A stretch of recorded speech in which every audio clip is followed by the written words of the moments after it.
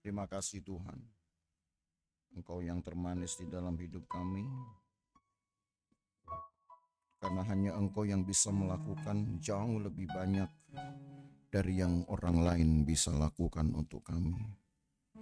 Sekalipun mungkin ada ribuan orang yang mengasihi kami, belum tentu mereka mau mati bagi kami. Sekalipun ada puluhan orang-orang yang pernah mengasuh kami, yang pernah bahkan berjasa memelihara hidup kami, tapi belum tentu mereka mau mati bagi kami. Hanya Engkau yang mau melakukannya. Dan bukan hanya itu, Engkau yang satu-satunya yang layak dapat melakukannya. Karena pekerjaan-Mu lah kami hidup, karena pekerjaan-Mu lah kami didamaikan dengan Allah, karena pekerjaan-Mu lah kami memperoleh kasih yang tidak terbatas, karena pekerjaan-Mu lah kami belajar cara untuk mendapatkan kemuliaan Tuhan. Biarlah firman-Mu hari ini meneguhkan pengiringan kami kepada Tuhan, meneguhkan iman kami, sebab tidak mudah untuk mempertahankan harta yang terbesar ini, yang harus kami wariskan turun-temurun, yaitu iman, benih iman dengan kekuatannya. Itulah harta terbesar kami yang harus kami wariskan turun-temurun. Karena di dalam iman itulah terletak keselamatan, terletak kepastian hidup kekal. Di dalam iman itulah kemenangan-kemenangan rohani kami raih, kami peroleh. Terima kasih Tuhan Yesus. Kiranya lagi sekali firman-Mu akan membekali kami, menambah pengetahuan kami, tapi lebih dari itu, mempertajam kepekaan kami dan membuat kami lebih sungguh-sungguh mengiring Tuhan. Urapi hamba-Mu, kami akan dengar firman-Mu dalam nama Tuhan Yesus Kristus. Amin. Haleluya. Puji Tuhan. Nah, Bapak Ibu Saudara, pada hari kebangkitan Yesus ini ada banyak sekali momentum yang dapat dicatat di dalam Alkitab, walau mungkin tidak sebanyak pemberitaan tentang pelayanan-pelayanan Yesus, ya. Dia menyembuhkan orang sakit, dia membangkitkan orang mati, dia mengusir setan, membersihkan bait Allah, lalu bersoal jawab dengan orang-orang yang memang merasa haus rohani. Itu kegiatan-kegiatan yang memang catatannya banyak sekali di dalam Alkitab. Dibanding dengan momen-momen di mana peristiwa dari kehadiran Yesus dan bahkan akhir dari pelayanan Yesus itu tidak seberapa memang. Tetapi cukup banyak, saudara, data-data yang ditambahkan oleh rasul-rasul bahwa kebangkitan Yesus ternyata memiliki satu dampak yang besar sekali terhadap perjalanan kekristenan. Ya. Sampai Paulus berkata bahwa jikalau Kristus tidak dibangkitkan, maka sia-sialah semua. Sia-sia semua perjuangan dari kekristenan itu sendiri. Mulai dari pemberitaan Injil disebut sia-sia kalau Yesus tidak bangkit. Kemudian pengabdian seseorang, mulai dari imannya yang membuat dia percaya kepada Yesus. Lalu penyerahan hidupnya yang membuat dia mau menjadi pengikut Tuhan. Itu pun Paulus bilang bisa sia-sia kalau Yesus tidak bangkit. Dan kemudian lebih jauh Paulus berkata, kalau Yesus tidak bangkit, maka harapan-harapan dari gereja Tuhan sendiri. Yang sebetulnya sejalan juga dengan kerinduan Tuhan. Yaitu bahwa satu saat umat Tuhan akan mendapatkan tubuh kemuliaannya. Nah itu pun Paulus bilang bisa menjadi sia-sia kalau Yesus tidak dibangkitkan. Jadi saudara lihat bahwa implikasi dari kebangkitan Yesus ini begitu luas cakupannya dibanding dari momen kematiannya.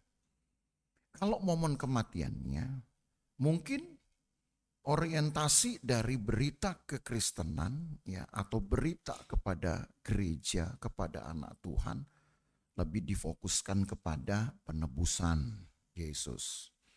Pembenaran orang-orang percaya untuk menjadi milik Allah. Hanya itu fokusnya.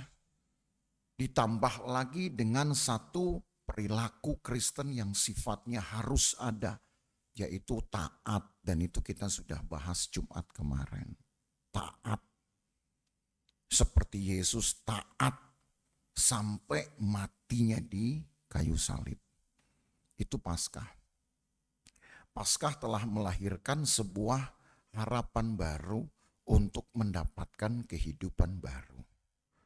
Tapi bicara tentang kebangkitan Yesus, maka ada hal-hal yang ditambahkan dari pengalaman-pengalaman kekristenan. Kalau Yesus mati, umat Tuhan ditebus dari dosa.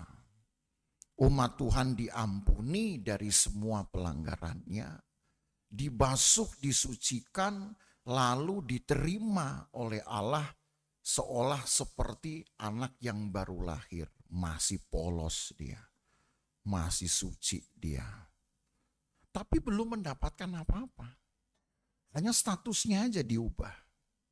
Keadaannya aja dibaharui. Tapi belum mendapatkan apa-apa. Kemenangan-kemenangan iman sendiri belum didapatkan. Nah, itu baru nanti menjadi konsumsi dari kebangkitan Yesus. Kan begitu. Apalagi pekerjaan-pekerjaan Roh Kudus. Seperti halnya ketika membangkitkan Yesus dari kematiannya, dari kondisi tertidurnya.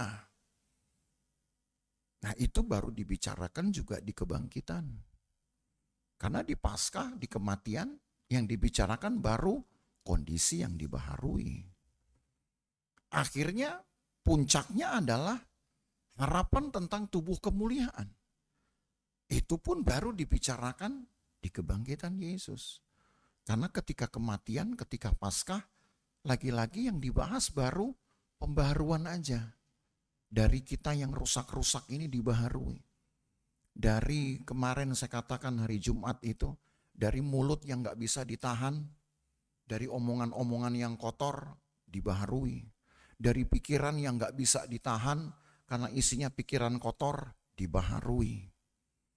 Tapi belum dijanjikan tentang adanya tubuh kemuliaan.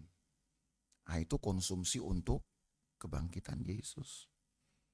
Tetapi karena Paskah tidak bisa dilepas dari kematian.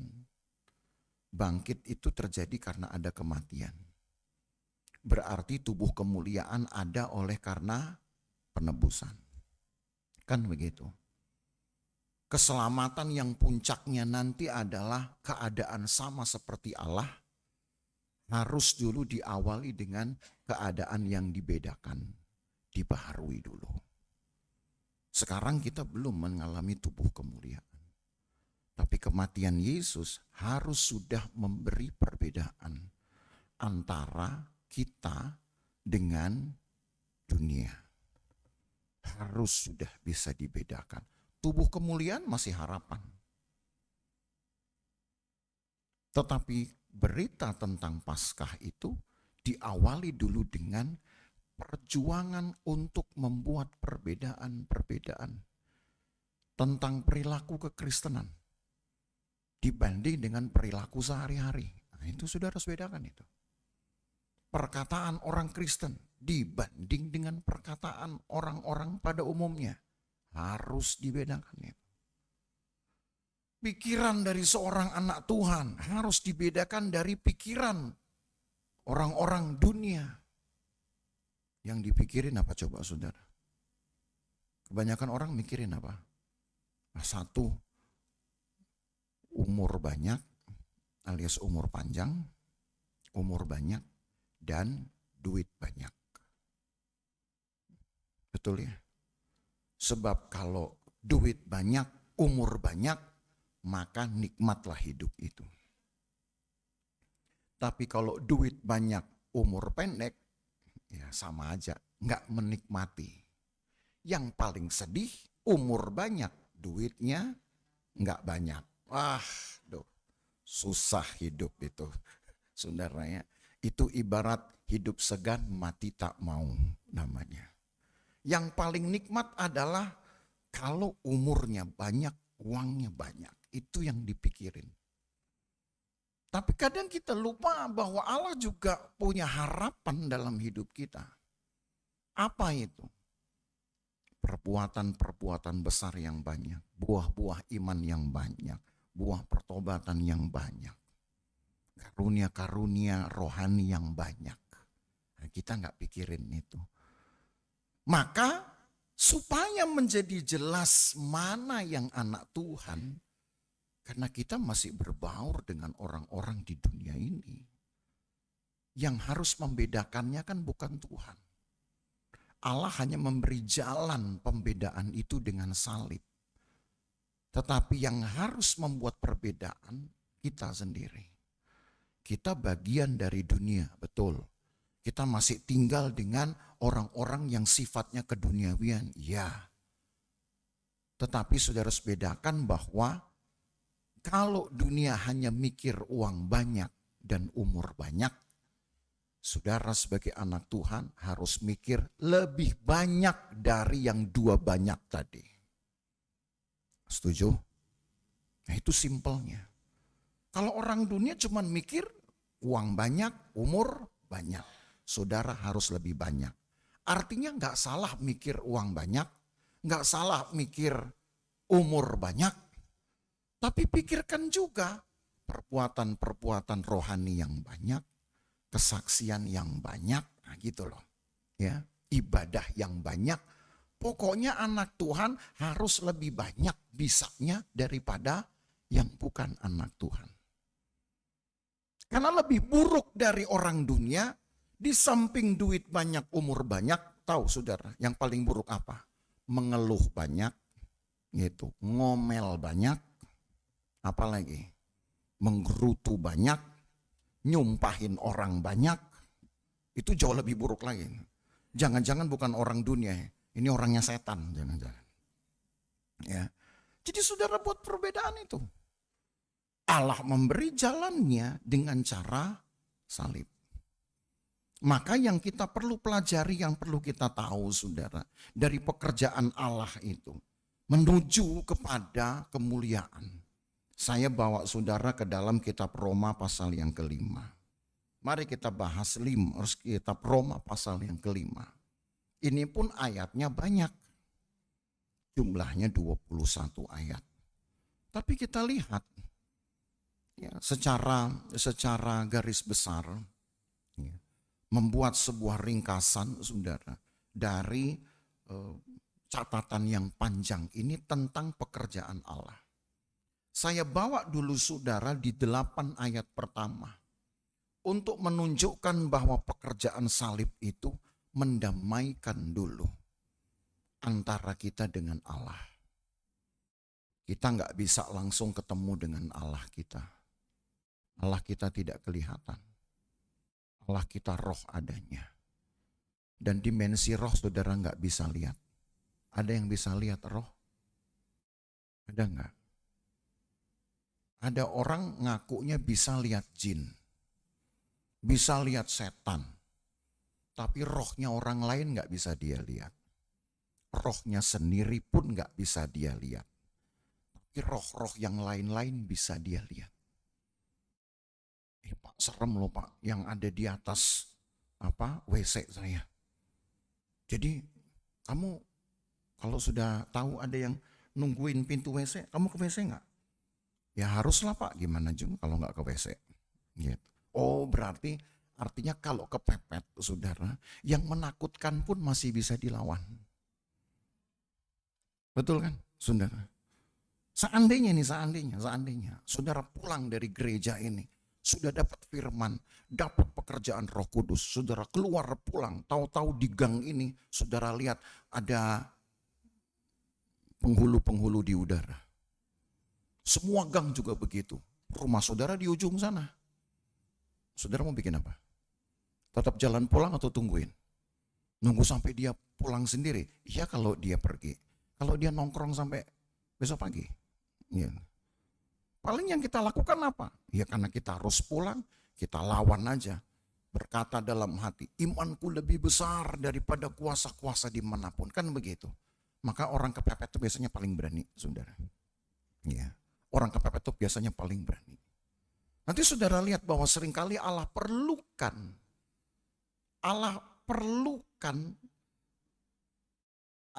Allah perlu meluaskan keadaan itu seperti kepepet itu. Tujuannya supaya kita berani. Tetapi sebelum masuk ke sana, harus ada dulu kelayakan yang Allah berikan supaya kalaupun nanti kita mengucapkan satu kalimat untuk menarik kuasa Allah, saudara sudah layak menggunakannya. Karena kita ini orang berdosa. Mulut kita itu lebih banyak mengeluarkan ucapan dosa. Pikiran kita lebih banyak memikirkan yang tidak berkenan kepada Tuhan. Maka kita harus dilayakkan dulu sebelum mengucapkan kalimat-kalimat yang mengandung kekuatan Allah. Nah, 8 ayat pertama itu menunjukkan bagaimana kelayakan itu diberikan. Kita baca Roma 5 ayat 1 sampai ayat 8. Ditulis begini. Sebab itu kita yang dibenarkan karena iman, kita hidup dalam damai sejahtera dengan Allah oleh karena Tuhan kita Yesus Kristus. Oleh Dia kita juga beroleh jalan masuk oleh iman kepada kasih karunia ini. Di dalam kasih karunia ini kita berdiri dan kita bermegah dalam pengharapan akan menerima kemuliaan Allah. Kemarin sudah saya jelaskan itu sebetulnya. Karena kematian Yesuslah, maka seseorang kita itu diberdirikan di jalan menuju kemuliaan Tuhan. Sebutlah saudara, bayangkan gang ini. Maka titik berangkat kita ini di sebelah ini, saudara naik jembatan ini, itu sebutlah adalah pintu salibnya. Di ujung sana, itu adalah pintu kemuliaan. Tadinya saudara ada di mana-mana, entah dengan cara hidupmu, kita jadi orang yang seperti nggak jelas tujuan hidupnya. Mau kemana nggak tahu, mau ngapain nggak tahu. Maka hidup manusia ini seperti mengarungi rimba saja, nggak jelas tujuannya mau ngapain, saya hidup mau apa. Sekarang kalau saya tanya saudara hidup mau apa, tahu nggak kira-kira? Saya hidup itu apa ya? Ya habis sudah kebetulan aja, udah kadung bernapas Pak, gimana lagi? Udah kadung brojol saya, gitu dari perut emak saya. Enggak begitu. Ada tujuannya.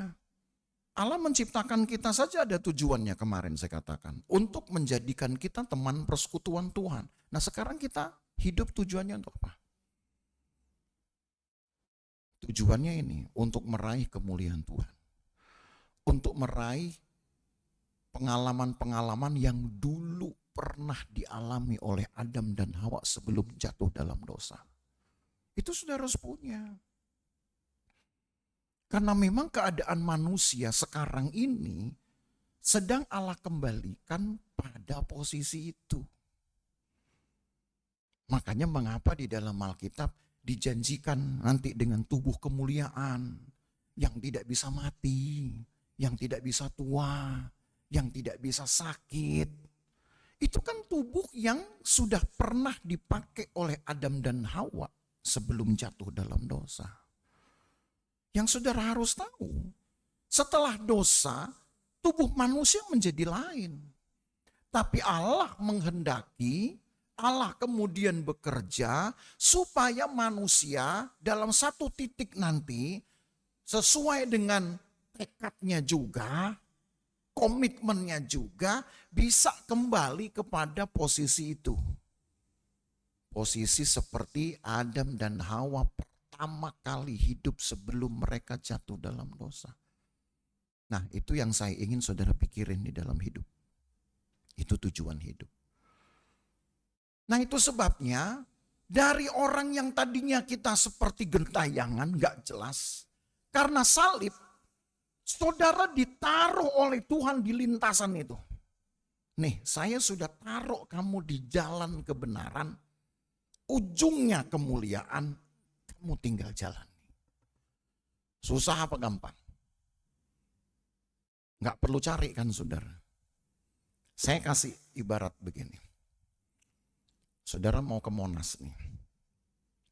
Dari titik tertentu misalkan, saudara sudah lihat itu puncaknya Monas. Saudara tahu, oh Monas itu ada. Tapi ada jarak dari tempat saya ke sana. Maka ada waktu tempuhnya, ada sekian menit perlu waktu saya untuk ke sana. Tapi orang yang sudah tahu betul bahwa memang sudah ada tujuannya, dia akan cari jalan yang paling cepat untuk menuju ke sana. Yang jelas, yang namanya Monas itu ada. Bukan sesuatu yang masih dijanjikan. Kalau Allah berjanji, yang saudara harus tahu, Allah sudah memperlihatkan janjinya itu supaya bagi kita janji Tuhan itu sudah menjadi sebuah kepastian. Tapi kitanya belum nyampe. Sorga ada apa enggak? Ada. Iman kita ke sorga enggak? Iya. Pasti enggak iman kita itu? Kita membawa kita ke sorga. Iya, cuman masalahnya yang harus nyampe kita. Jangan kita bilang, Tuhan gendongin saya dong nyampein ke sana. Atau Tuhan kemudian angkat saya ibarat kayak katrol ngangkat besi. Nyampe ke sana. Enggak gitu juga. Kalau Allah berjanji, janji itu pasti sudah merupakan kepastian. Hanya kitanya yang harus nyampe. Maka salib itu telah memposisikan kita anak Tuhan ada di lintasan itu. Saya bayangkan itu tadi. Maka saya bilang itu pintu salib namanya. Buka pintu salib itu yang saudara lihat kemuliaan. Persis seperti saudara lihat Monas. Tapi untuk sampai ke sana, kita yang mesti jalan. Nah sekarang ini masalahnya, anak Tuhan itu ibarat diperlombakan untuk nyampe ke tujuan yang pasti itu. Ada yang mau jalan yang lurus, lempeng begitu ya. Maka dia akan lewat itu Asem Reges, terus lewat Juanda. Itu, nyampe lah kemudian di Monas. Tapi ada yang enggak serius.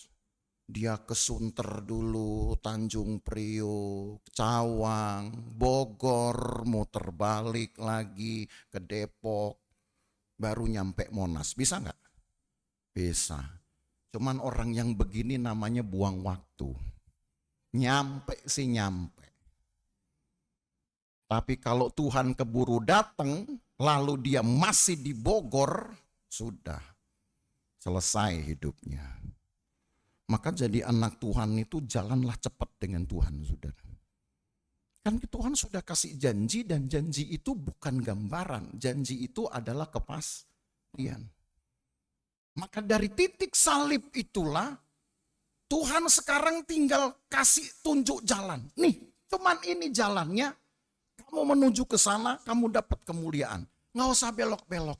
Tapi celakanya orang sekarang lebih suka belok. Tahu kenapa? Kalau ada yang gampang, kenapa cari yang susah? Itu. Tapi giliran hidup susah, ngomel. Jangan cari susah, kalau nggak mau, susah. Kan begitu gampangnya. Kita lanjut, ayat yang ketiga. Dan bukan hanya itu saja, kita malah bermegah juga dalam kesengsaraan kita. Karena kita tahu bahwa kesengsaraan itu menimbulkan ketekunan. Nah, tadi saya kasih tahu kan saudara, kenapa kadang Allah luaskan penuh penderitaan perjalanan itu.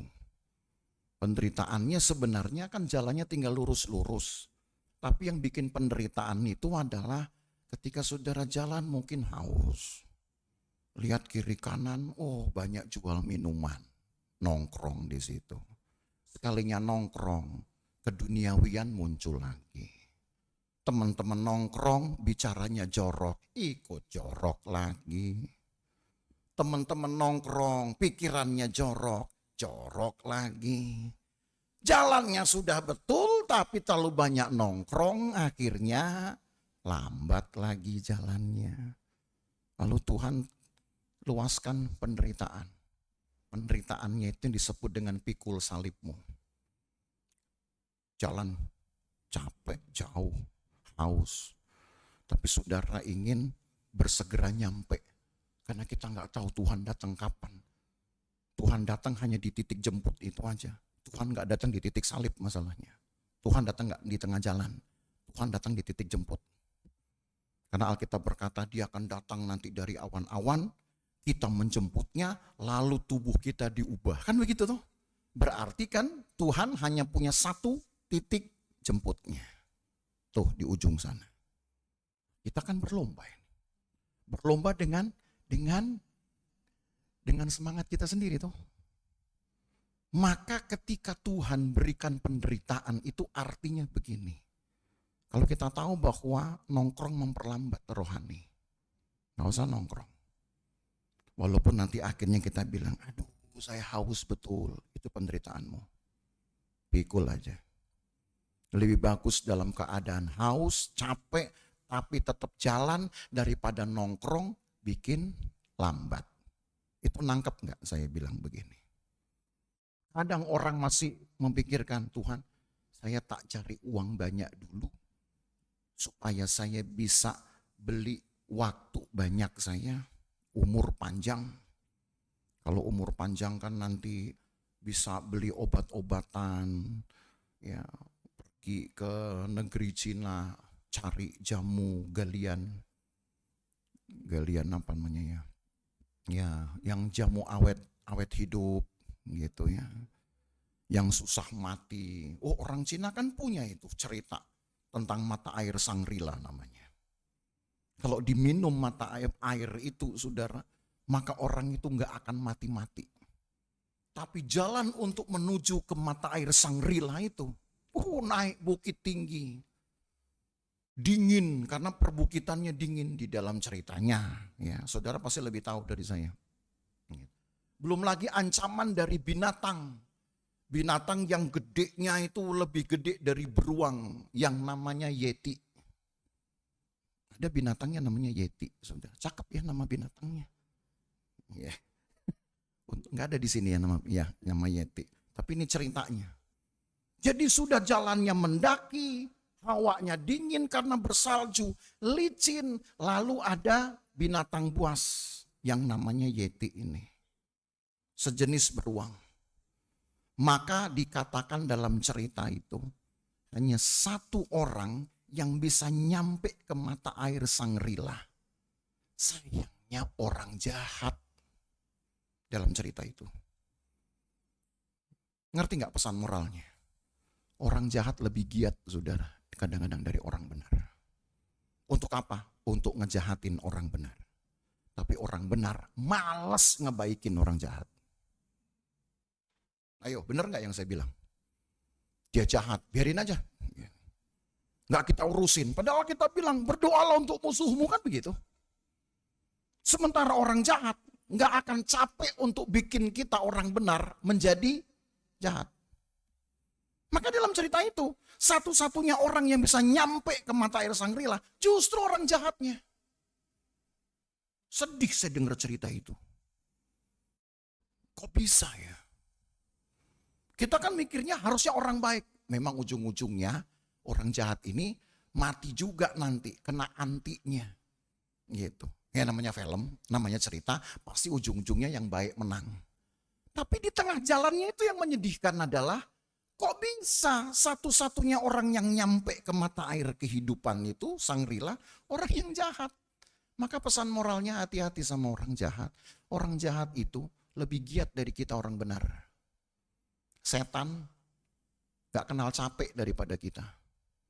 Mengganggu gak kenal capek daripada kita yang mau hidup benar.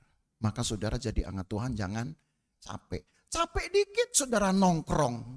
Itu titik jemputnya di sana saudara masih jauh.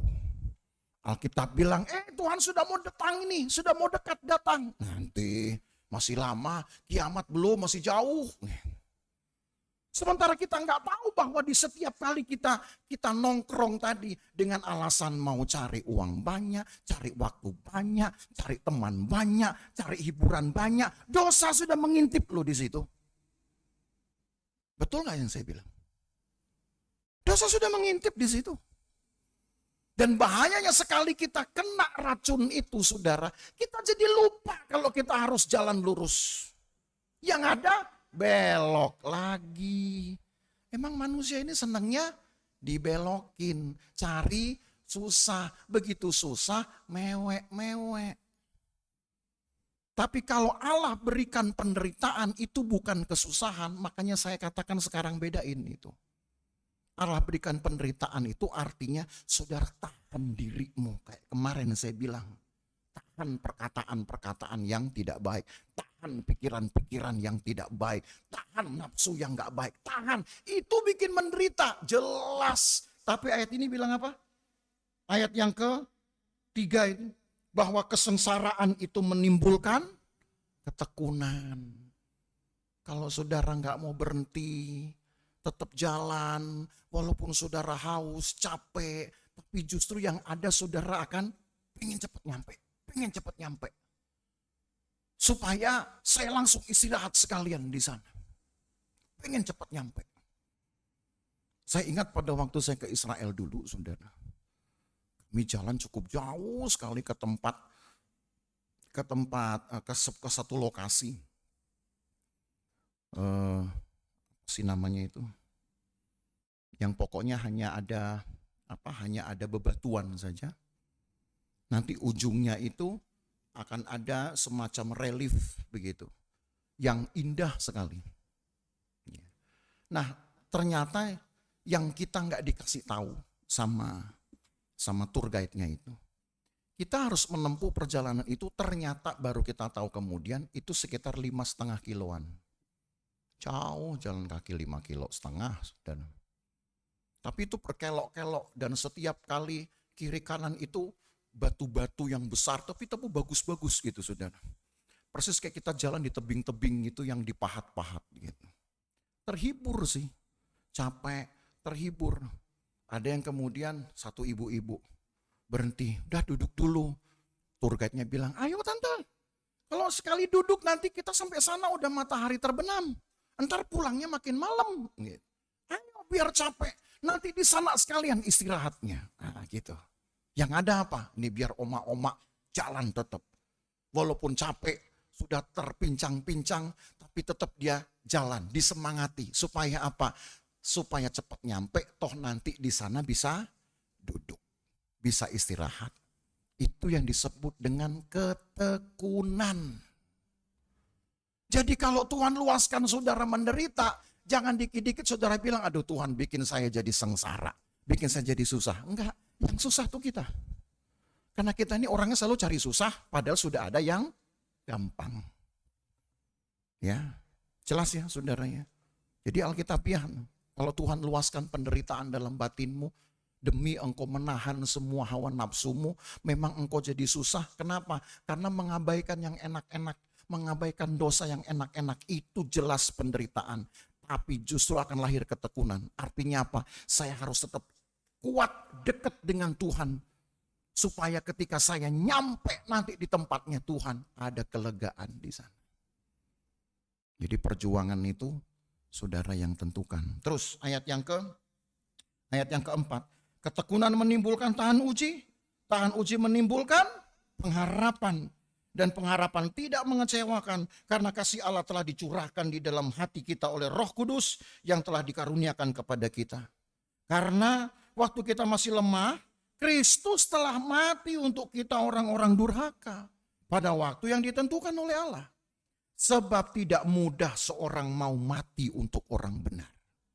Untuk orang yang baik, tapi mungkin untuk orang yang baik ada orang yang berani mati.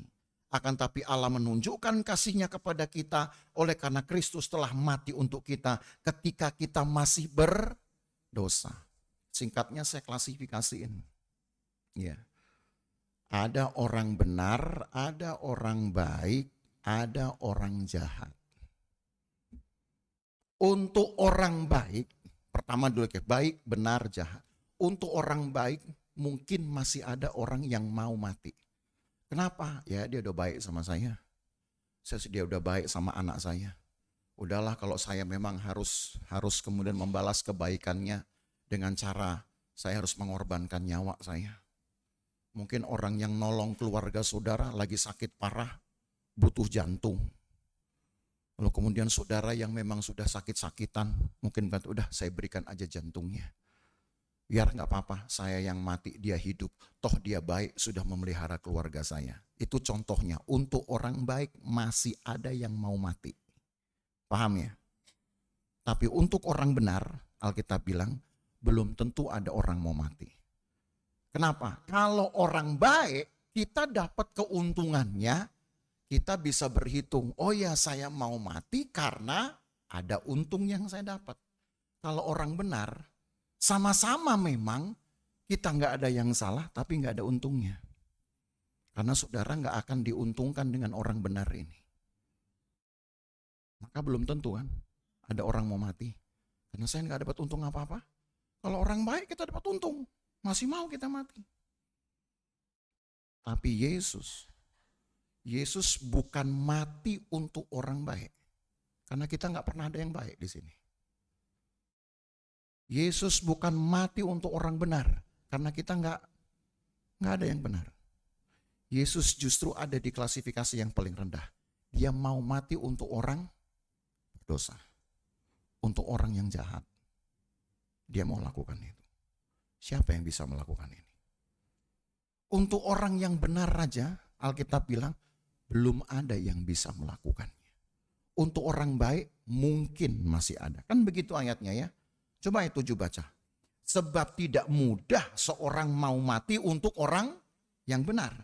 Tapi mungkin untuk orang yang baik ada orang yang mau mati. Tapi ayat 8. Akan tapi Allah menunjukkan kasih-Nya kepada kita oleh karena Kristus telah mati untuk kita ketika kita masih berdosa. Tuh, jadi ada 3 klasifikasinya. Saya tanya sekarang, kita di mana? Orang baik, orang benar, atau orang berdosa? Orang berdosa, kalaupun disebut orang baik, itu karena ada maunya. Betul ya? Karena ada maunya. Gue baik sama dia, karena gue lagi ngincer, gitu kan. Ngincer itunya. Baiknya kita nggak tulus, saudara. Ada maunya, ada udang di balik Indomie. Gitu. Ini untuk orang baik masih ada yang mau mati. Tapi untuk orang benar, Alkitab bilang apa? Nggak mudah ada orang yang mau mati. Tapi untuk orang berdosa, saudara boleh cek, nggak ada yang mau kecuali Yesus yang mau melakukannya. Maka nggak tergantikan, saudara. Ini yang disebut dengan kasih yang tak terbatas. Tadi kita sesat jalan, karena dia mati, maka kita dipindahkan kepada lintasan yang benar untuk menuju ke kemuliaan. Walaupun lintasan itu tidak dengan sendirinya aman. Masih banyak godaan, iya. Tapi yang jelas Tuhan sudah bawa kita kepada jalan yang jelas, yang pasti. Maka kalau sampai kita nggak menemukan Tuhan, buat saya kelewatan, saudara. Mohon maaf ya, agak keras saya bilang. Saudara ikut Tuhan, saudara bergereja tapi tidak mengalami Tuhan, buat saya keterlaluan. Kan kematian Tuhan sudah memberikan saudara lintasan menuju kemuliaan Tuhan. Kok masih bisa nggak nemu? Cobain. Kalau saudara sesat nggak nemu, pakai jalan yang lain nggak nemu, itu wajar. Ini sudah dimasukkan ke lintasan yang benar, tinggal jalan lurus saja, kok masih cari yang susah. Maka itu nggak boleh terjadi di jemaat Tuhan di Losovan ini. Nggak boleh. Anda ikut Tuhan, bergereja harus punya pengalaman kemenangan iman. Walaupun itu menderita, nggak apa-apa. Karena penderitaan itu menghasilkan ketekunan. Justru saudara diuji, ini orang serius nggak ini? Maka kalau sampai hujan datang kebaktian itu luar biasa loh saudara buat saya. Ya, kecuali banjir datang kebaktian ya sudahlah, susah. Kenapa? Karena gereja juga bisa ikut kebanjiran. Masa kita kebaktian mengambil berenang? Kan nggak mungkin. Ya. Tapi itu menunjukkan bahwa kita bisa melawan tuh. Keinginan-keinginan untuk ngaso masih bisa kita lawan kedagingan. Maka saya katakan saudara, apa yang Allah kerjakan dengan kasih tidak terbatas ini menjadi sebuah standarnya. Kasih saudara kepada Tuhan seperti apa? Ya. Saya kalau untuk pelayanan, saya selalu bilang ke istri saya nggak pernah mau takut capek. Nggak pernah mau takut capek, saudara. Kecuali kalau memang nggak bisa duduk, lain cerita. Tapi kalau cuma capek doang, sudahlah. Saya rasa juga akan, kalau Tuhan kehendaki saya mati di tengah jalan, ya lain cerita. Maka siap-siaplah yang ikut semobil dengan saya, ikut mati juga dong nanti ya. Gitu. Tapi saya yakin nggak akan lah. Nggak akan sampai segitunya, Tuhan tahu hati saya. Cuman kalau kita dikit-dikit udah mulai ngereng-ngereng, misalkan. Susah hidup ini. Aduh, apa dia? Semua saudara bangun pagi. Aduh, apa-apa? Aduh, kebanyakan. Susah amat sih bilang puji Tuhan. Gitu. Walaupun toh memang harusnya saudara bilang aduh, tapi saudara cepat ganti. Oh iya, harus bilang puji Tuhan. Nanti enteng tuh saudara. Enteng. Kepala yang pusing hilang. Ya, tapi kalau saudara bilang aduh, kepala pusing, langsung dia jadi melayang dia siangnya. Loh iya, itu tindakan iman harus saudara mulai dari kecil. Kalau enggak nanti gangguan-gangguan lebih besar bisa bikin saudara terhambat nanti untuk mencapai kemuliaan. Maka ketika Tuhan sudah tunjukkan ada kasih yang tak terbatas ini, ya kita kan baru di 8 ayat pertama.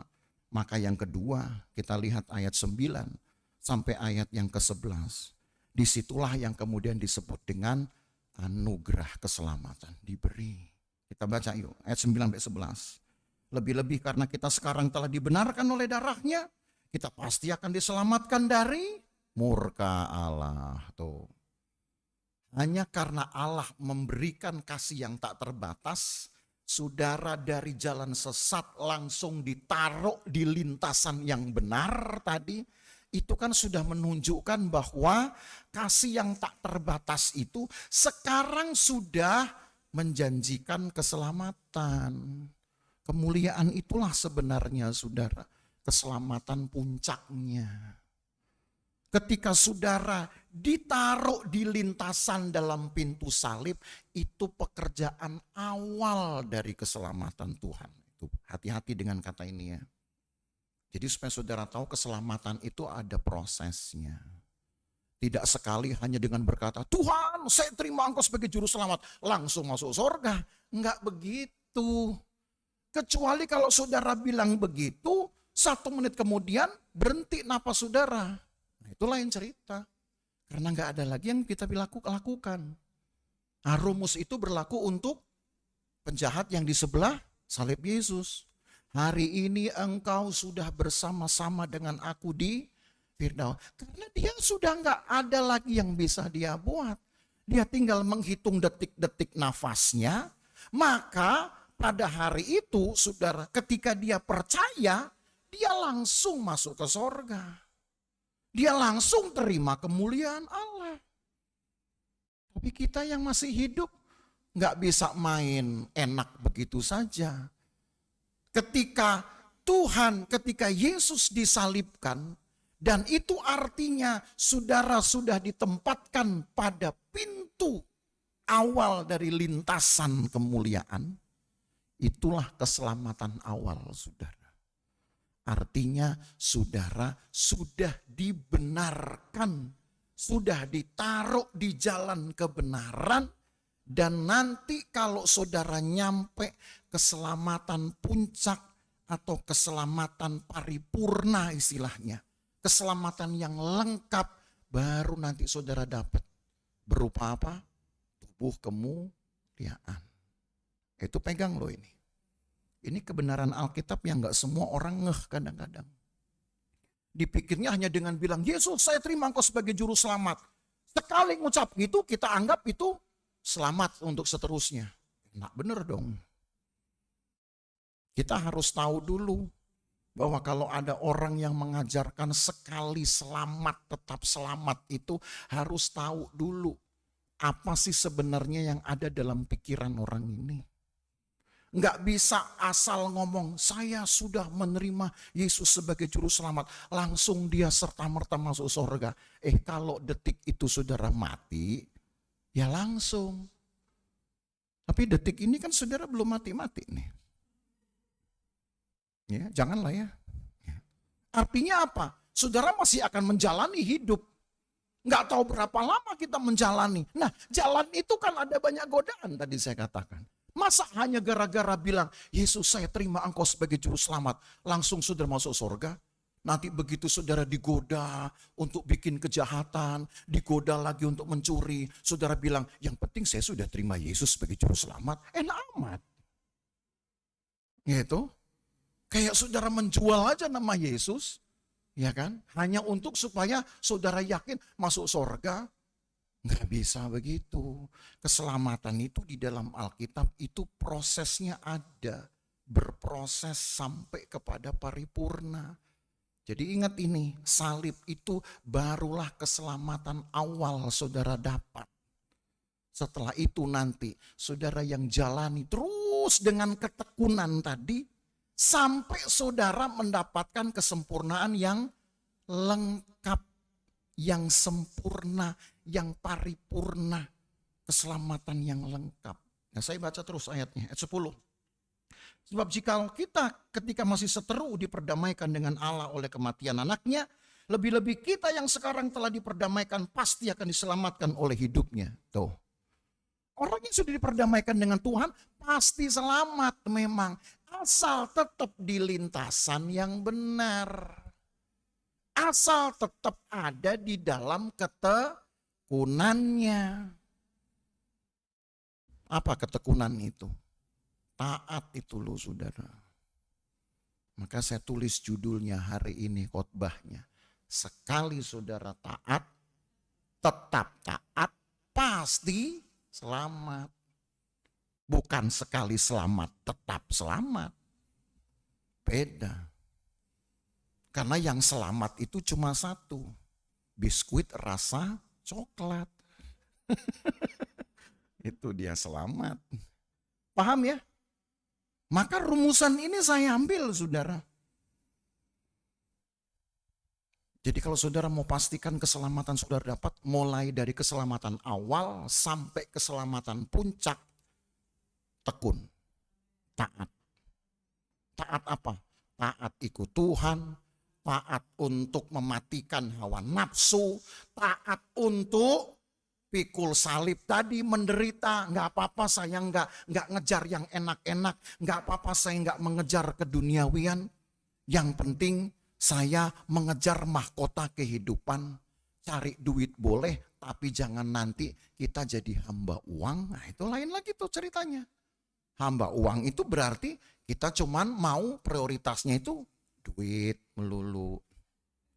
Tuhannya nggak tahu kemana. Ya. Maka ada lagu dulu, lagu sekolah minggu. Apa yang dicari orang? Uang. Apa yang dicari orang? Uang. Apa yang dicari orang? Pagi, siang, sore, malam. Uang, uang, uang. Gitu. Sebab kalau sudah banyak uang, dia akan jadi beruang. Ya kan? Tahu, kan orang beruang artinya penuh dengan uang. Apa yang dicari orang? Iya betul, yang dicari orang uang, tapi yang saudara cari Tuhan. Yang saudara cari mahkota kehidupan. Ya, jadi ketaatan itu saudara jaga. Ketaatan itu jaga. Dan model ketaatannya sebetulnya kemarin sudah saya bahas ayatnya. Tapi kita yuk bahas lagi. Kita pindah ke Filipi pasal 2. Yang hari Jumat itu kita sudah bahas ayat ini. Model ketaatannya seperti Yesus sendiri. Coba kita lihat Filipi pasal yang kedua, ayat yang ke-8. Ini dia model ketaatannya. Filipi 2 ayat 8 tertulis begini. Dan dalam keadaan sebagai manusia, ia telah merendahkan dirinya dan taat sampai mati, bahkan sampai mati di kayu salib. Lalu ayat 9-nya, oleh sebab itulah sebabnya Allah sangat meninggikan dia dan mengaruniakan kepadanya nama di atas segala nama. Yesus itu punya daging. Yesus itu punya keinginan juga. Tapi Alkitab bilang dia taat melakukan kehendak Bapa, mengabaikan tuntutan dagingnya. Kalau dia maksa minta tuntutan dagingnya terpenuhi, maka ketika Yesus berdoa di Taman Getsemani, Yesus bilang apa? Tuhan kalau boleh lalukan cawan ini. Cawan itu maksudnya adalah proses penyalipan itu. Lalu Yesus berhenti di situ, maka malam itu Yesus bisa langsung naik ke sorga. Tapi masalahnya Yesus tutup dengan kalimat terakhir. Bukan kehendakku yang jadi, melainkan kehendakmu yang jadi. Itu taat. Jadi walaupun Yesus juga pengennya kalau boleh nggak usah pakai salib-salipan, karena itu menyiksa dia. Tapi karena memang Bapa menghendaki dia harus mati. Sebab hanya ada satu orang yang mau mati untuk orang jahat tadi. Kalau yang satu ini nggak mau mati, siapa yang mau mati untuk orang jahat? Ayo siapa? Saya tanya. Untuk orang benar saja kita bilang, nggak mudah ada orang mati untuk satu orang benar. Kalau untuk orang yang baik, masih ada yang mau. Tapi untuk orang jahat, ini yang paling buruk loh saudara. Mau saudara mati buat penjahat? Saudara jahit saudara, sudah merugikan hidup saudara, sudah ngerampok saudara. Lalu saudara bilang, oke nggak apa-apa, saya mau mati buat orang ini. Orang bilang, bego itu namanya. Betul kan? Tapi kan untung Tuhan kita mau dikata-katain apa ya, santai aja deh. Bahkan dikatain setan pun aja kan. Orang-orang Yahudi pernah ngatain, ini pasti penghulunya setan ini bisa ngusir setan. Yesus bilang, masa setan ngusir setan? Itu ibarat jeruk makan jeruk, saudara. Tapi santai aja dia. Jangankan cuman mau dibilang bodoh, dibilang setan aja dia. Tidak pernah marah, hanya berdoa saja dengan berkata, kalau engkau tahu apa itu kasih karunia Allah, harusnya hari ini engkau bertobat. Cuman itu loh yang Yesus bicarakan. Setiap kali Yesus dikata-katain dengan perkataan yang paling menghujat, dia nggak pernah balas itu dengan kata terkutuklah, mati di tempat, sesek napas lu, nggak ada begitu. Cuman orang Kristen yang begitu, betul ya. Tapi bukan orang di Lusufan, bukan. Gitu. Begitu ada yang nyumpahin, mati lu besok, gitu. Awas gue sumpahin, mati berdiri lu, gitu. Kalau Yesus nggak bilang begitu, orang Kristen kebanyakan ngomong begitu. Betul apa betul? Ya betul yang di sana.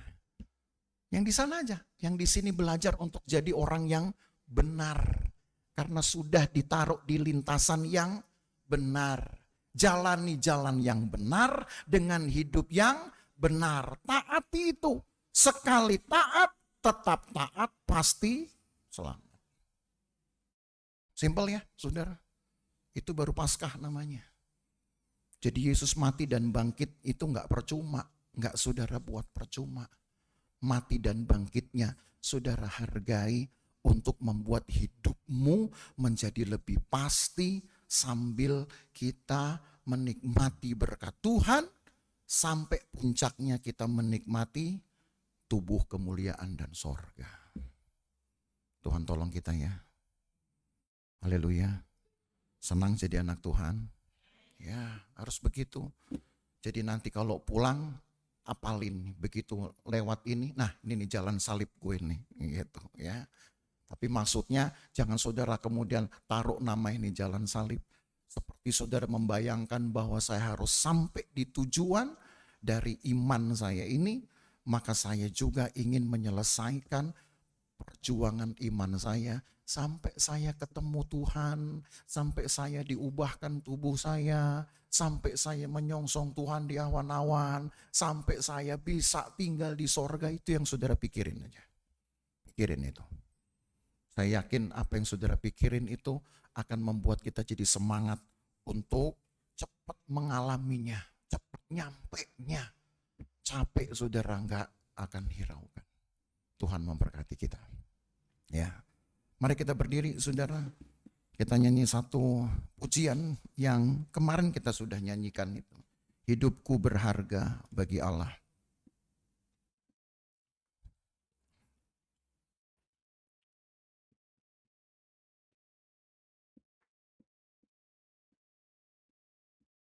Haleluya.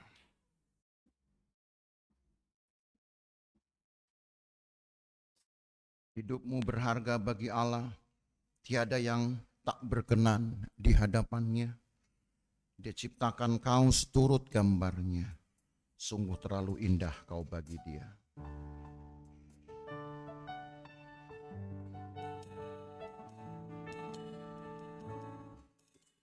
Hidupmu berharga bagi Allah.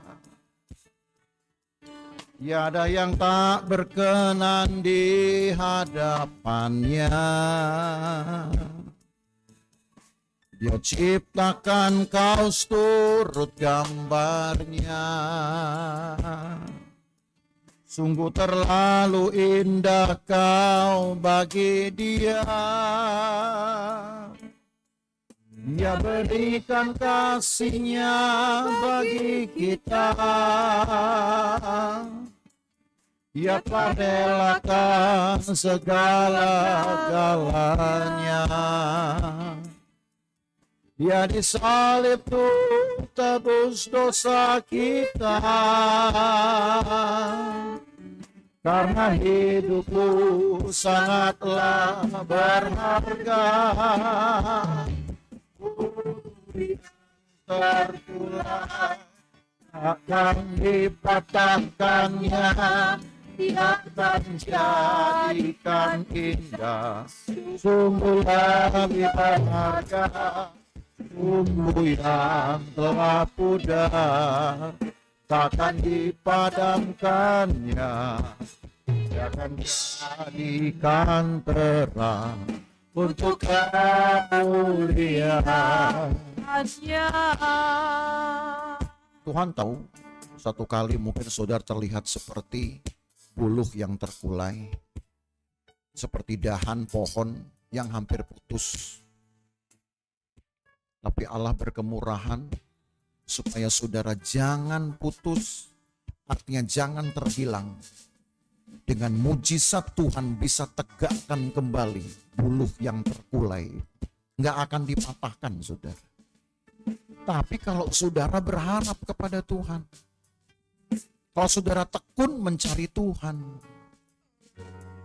sumbu yang sudah mulai pendek, yang membuat api bisa mati, itu nggak akan juga membuat api mati, saudara. Justru bahkan Allah akan membuat terang itu menjadi menyala ketika sumbunya pendek. Itu pun mujizat namanya. Buluh terkulai harusnya patah tapi bisa tegak. Sumbu pendek harusnya api mati, tapi justru yang terjadi terang yang makin menyala. Saudara, tahukah lagu ini sebenarnya ingin menyiratkan kita adanya mujizat? Tapi hanya untuk orang yang tekun.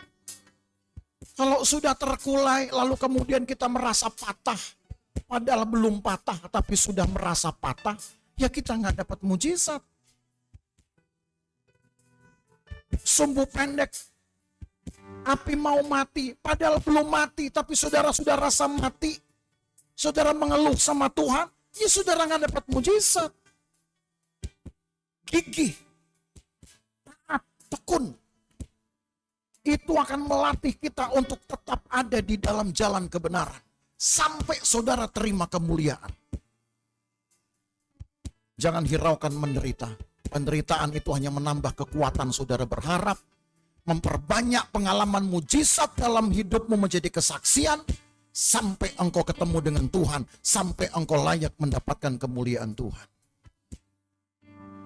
Sekali taat tetap taat, engkau pasti akan selamat. Nyanyikan lagu ini dari awal. Hidupmu berharga bagi Allah.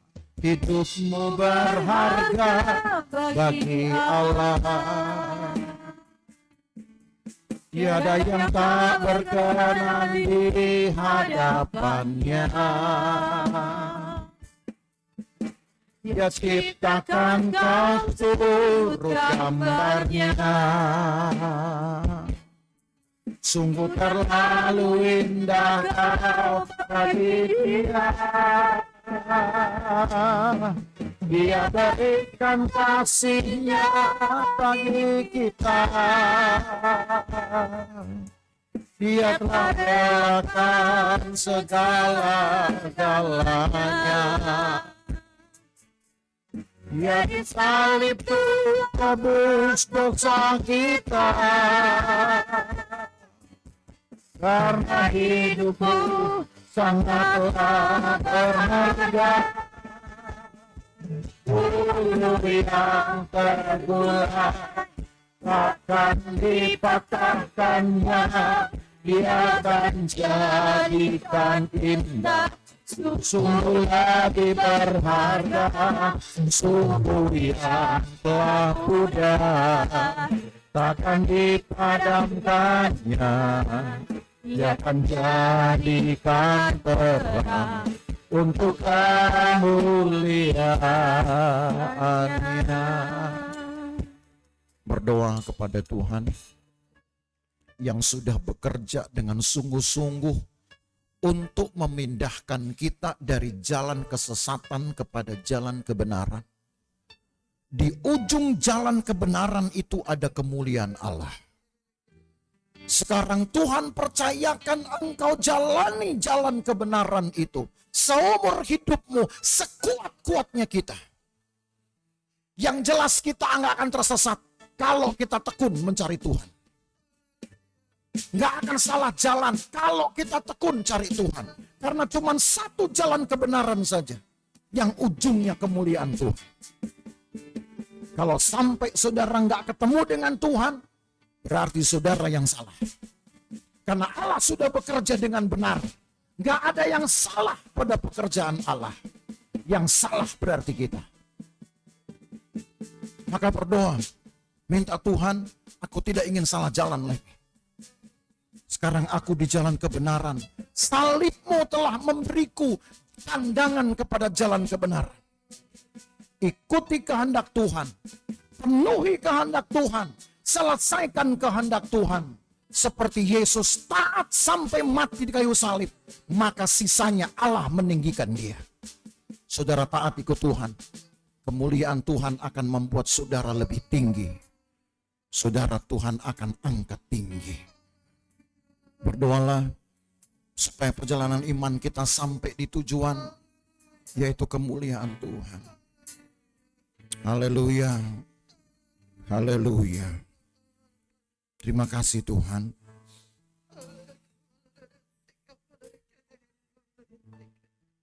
Terima kasih Tuhan. Terima kasih Tuhan Yesus. Ya lama.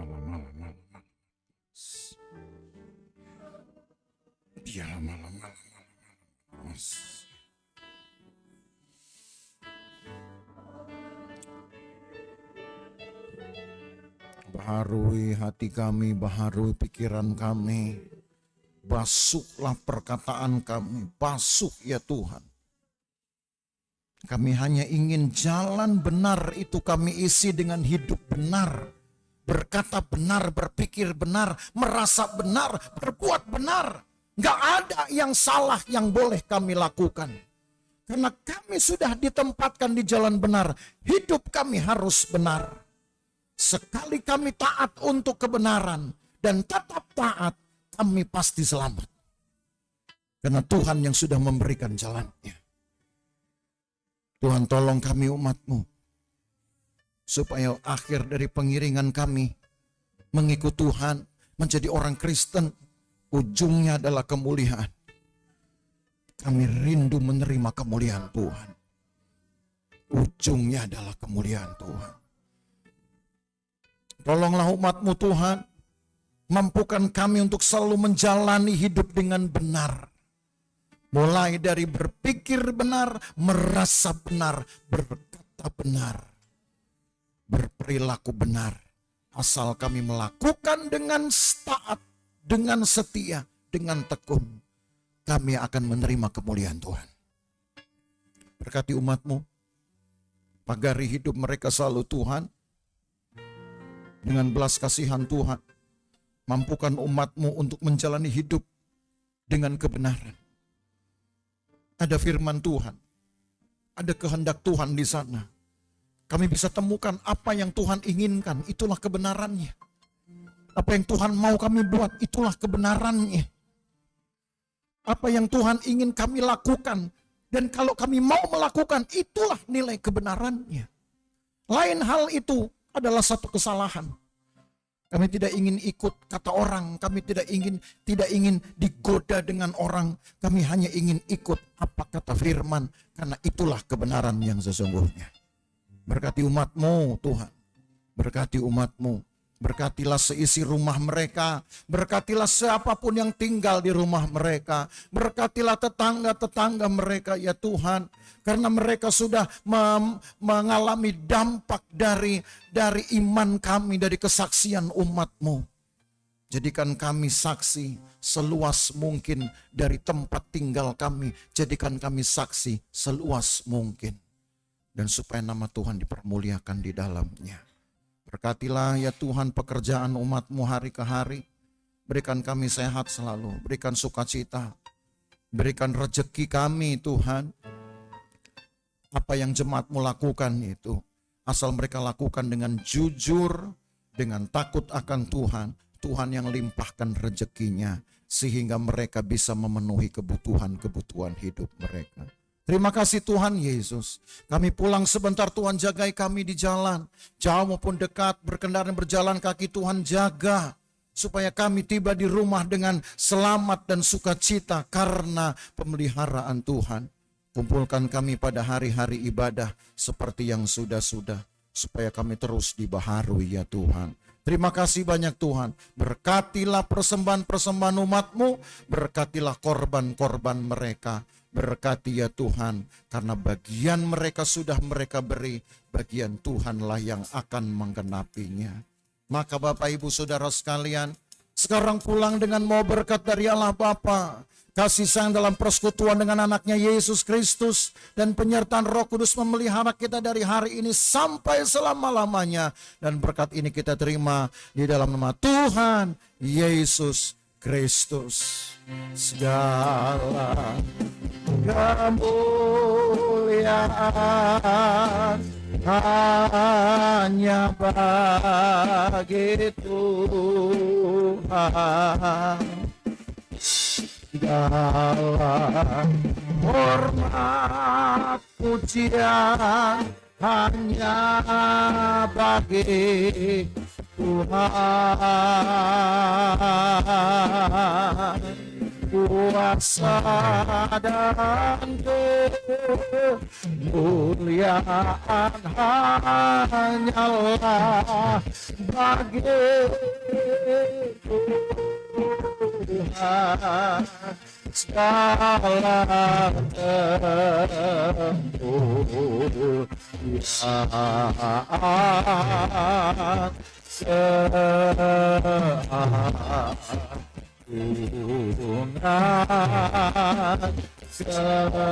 kejayaan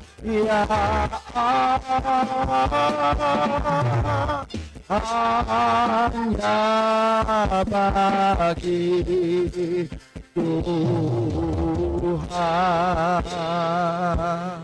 Jemaat yang diberkati, bersama kita berkata, amin.